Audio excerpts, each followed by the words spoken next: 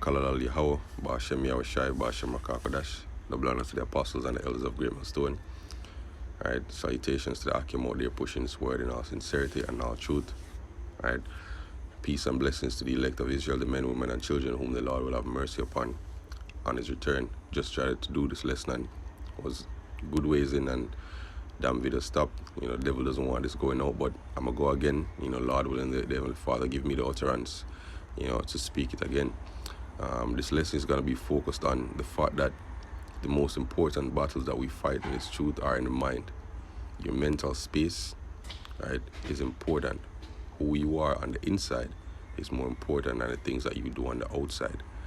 That's not it. That's not to say that I'm discounting doing videos, going out on the highways, showing charity towards brothers. Right? What I'm saying is that if those things aren't done in sincerity, they are done in vain. If your inward man is not right with the Heavenly Father, then things that you do outwardly don't matter. Right? Because we offer spiritual sacrifice to Yahweh, Yahushai. Right? It is not just the things that we do, it's how we do it and why we do it and in what spirit do we do it. Right?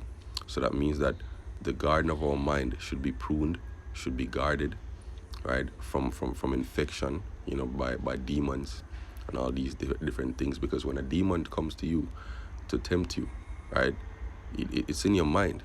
When Yahushua experienced the temptation from the devil, it was not a spirit that came beside him and said and talked to him. It was all in the mind, yo. When a demon comes to you to tempt you or to tempt us, it's not somebody sitting down beside you and you can look at them and you're reasoning with them. No, it comes in your mind as your voice, right, giving you very, very, very convincing arguments. Right, so we're going to start out with Proverbs chapter 4, verse 23. It says, keep thy heart with all diligence, right, for out of it are the issues of life. Right, we're going to look up two words in this chapter, in this verse. Right, the first one is keep, which is the Hebrew Strong's H5341 Natazar. Right, and it says to guard, to watch over, to keep. Right, to watch, to guard, to keep, to preserve, to guard from dangers. To keep, to observe, to guard with fidelity.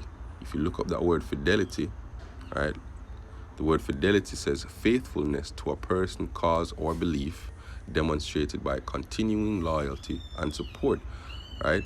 So I want to bring out something else from that, right? So it says from the Latin fidelitas, or from fidelis, which means faithful, or from fides, which means faith, right? So your faith starts in your mind. Right, you hear these things, you're convicted, and you believe in the mind, in the spirit.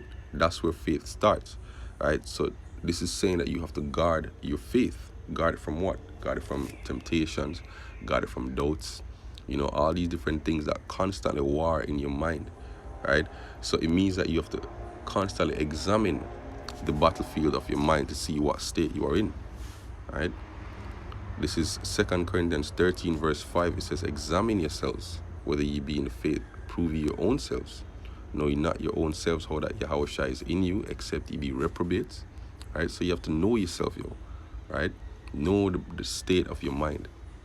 Right? The next Hebrew word I want to look up from Proverbs chapter 4, verse 23 is the Hebrew word for heart, which is lab. Right? It says H3820. And it says here, the inner man, the mind, the heart, the will, the understanding, the inner part, the heart, the soul, the mind, knowledge, understanding, thinking, memory, reflection, inclination, resolution of will, conscience. So it's pretty much what the inner man. That's what we want to talk about, the inner man, the mind. So it says guard the inner man.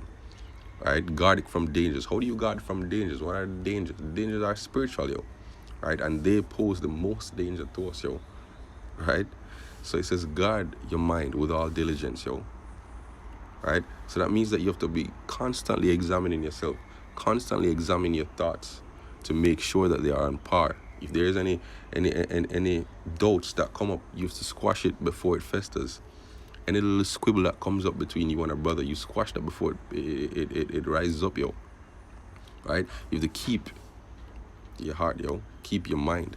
For what? Out of it are the issues of life. Out of your mind, come the issues of life, Let's get on to another precept. This is Romans chapter 2, And I'll start at verse 28. It says, "For he is not a Jew, right, which is one outwardly, neither is that circumcision which is outward in the flesh, right?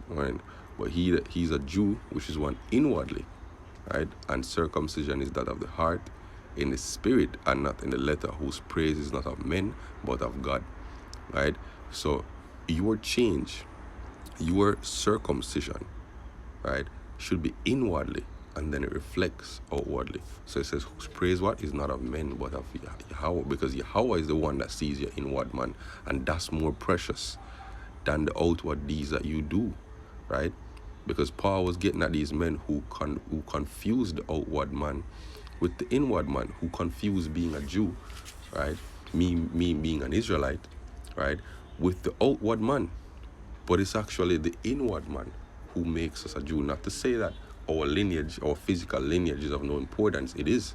But you can be physically of the seed of Israel, but behaving like a heathen, right? In which case you're cast off, right? So first you have to be physically descended, but inwardly, right, you have to be of that worthiness, yo. You have to be of that pedigree, right? Moving on here, this is Romans chapter 12, verse 2, "And be not conformed to this world, but be transformed by the renewing of your mind, right, that you may prove what is a good and acceptable and perfect will of the Most High." So it's your mind that needs to change, yo, right? It says be transformed by the renewing of your mind, because that's where the change starts, yo. That's where the most important change occurs.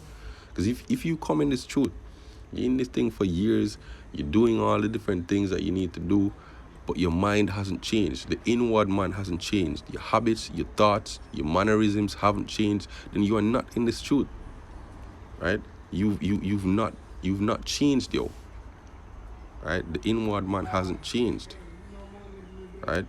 2 Corinthians 4, right, verse 16, it says, "For which cause we faint not, but though our outward man perish," it says, "yet the inward man is renewed day by day," right?